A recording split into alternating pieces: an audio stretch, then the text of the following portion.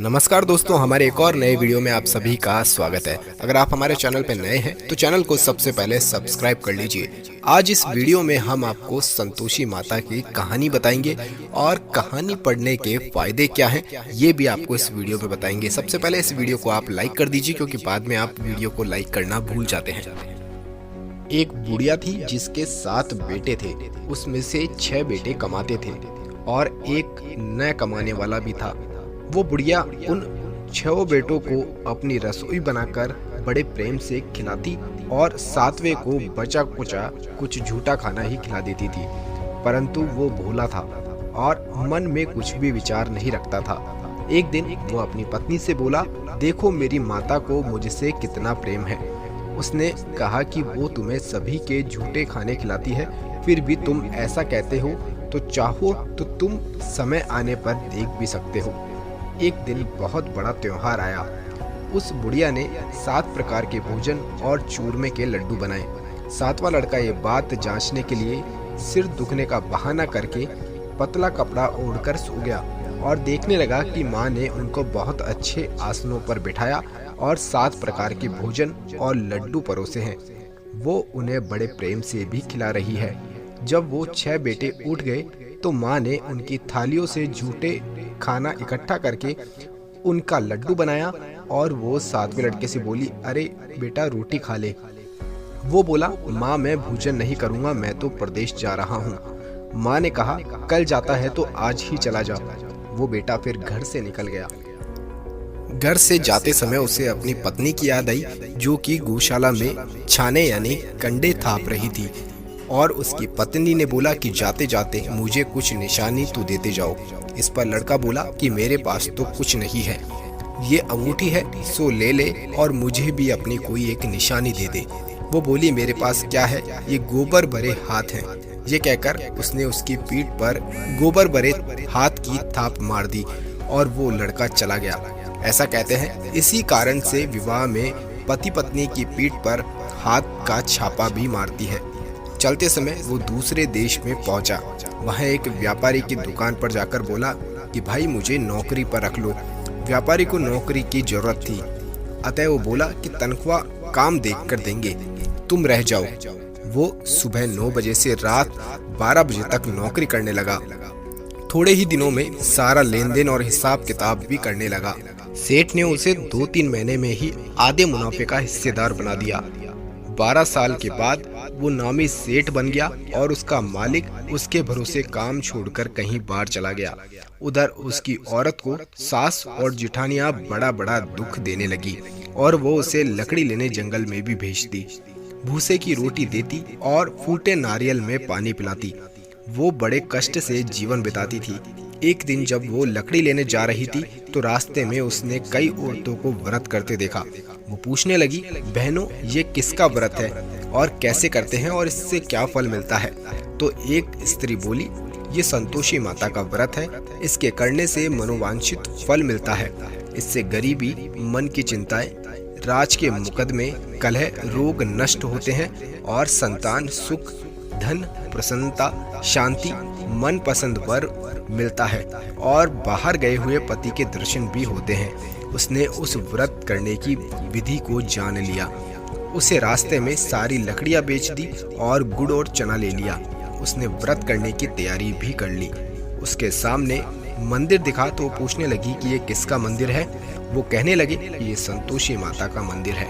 वो मंदिर में गई और माता के चरणों में लौटने लगी। वह दुखी होकर विनती करने लगी कि माँ मैं अज्ञानी हूँ, मैं बहुत दुखी हूँ, मैं तुम्हारी शरण में हूँ, मेरा दुख दूर करो। माता को दया आ गई। एक शुक्रवार को उसका पति का पत्र वापस आया और अगले शुक्रवार को पति का भेजा हुआ धन भी उसको मिल गया।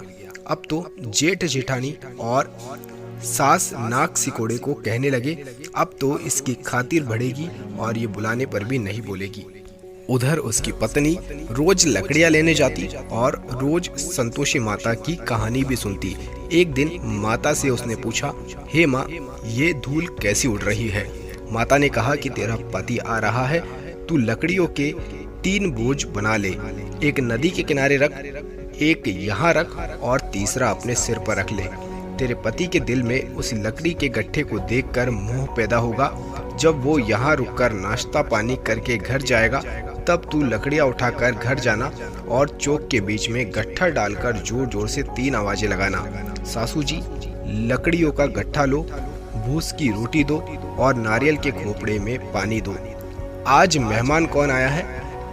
इसने माँ के चरण छुए और उसके कहे अनुसार सारा काम भी कर लिया। वो तीसरा गट्ठर लेकर गई और चौक में डालकर कहने लगी, सासू जी, लकड़ियों का गट्ठर लो, भूस की रोटी दो और नारियल के खोपड़े में पानी दो। आज मेहमान कौन आया है? ये सुनकर सास बाहर आकर कपट भरे वचनों से उसके दिए हुए कष्टों को लुभाने के लिए कहने लगी, बेटी तेरा पति आया है, आ मीठा भात और भोजन कर और गहने कपड़े पहन ले। अपनी माँ के ऐसे वचन सुनकर उसका पति बाहर आया और पत्नी के हाथ में अंगूठी देखकर व्याकुल हो उठा। उसने पूछा, ये कौन है? माँ ने कहा, ये तेरी बहू है। आज 12 साल हो गए हैं और ये दिन भर घूमती फिरती है, काम काज भी नहीं करती, तुझे देखकर नखरे करती है। वो बोला, ठीक है, मैंने तुझे और इसे देख लिया है, अब मुझे दूसरे घर की चाबी दे दो, मैं उसमें ही रहूंगा। कुछ दिनों के बाद में एक बार फिर से शुक्रवार आया और वो दोबारा पति की आज्ञा से उद्यापन भी करने लगी। उसने फिर जेठ के लड़कों को बुलावा दिया और जेठानियों ने फिर वही बात सिखा दी। लड़के भोजन की बात पर फिर खटाई मांगने लगे। उसने कहा, खटाई कुछ भी नहीं मिलेगी, आना हो तो आ जाओ। ये कहकर वो ब्राह्मणों के लड़कों को लाकर भोजन कराने लगी और यथाशक्ति उसने उन्हें दक्षिणा भी दी। संतोषी माता उस पर बड़ी खुश हो गई। माता की कृपा से 90 मास में उसके एक चंद्रमा के समान सुंदर बेटा भी हुआ। अपने बेटे को लेकर वो रोजाना मंदिर जाने लगी। एक दिन संतोषी माता ने सोचा कि ये रोज यहाँ आती है, आज मैं इसके घर चलती हूँ, इसका सासरा देख लेती हूँ। ये सोचकर उसने एक भयानक रूप बनाया। गुड़ और चने से सना मुंह और होठ पर मक्खियाँ भिनभिना रही थी। इस सूरत में वो घर चली गई और दहली पर पांव रखते ही सास बोली, देखो कौन डाकिन आई है, इसे भगाओ नहीं तो किसी को ये खा जाएगी। लड़के भागकर खिड़की बंद करने लगे।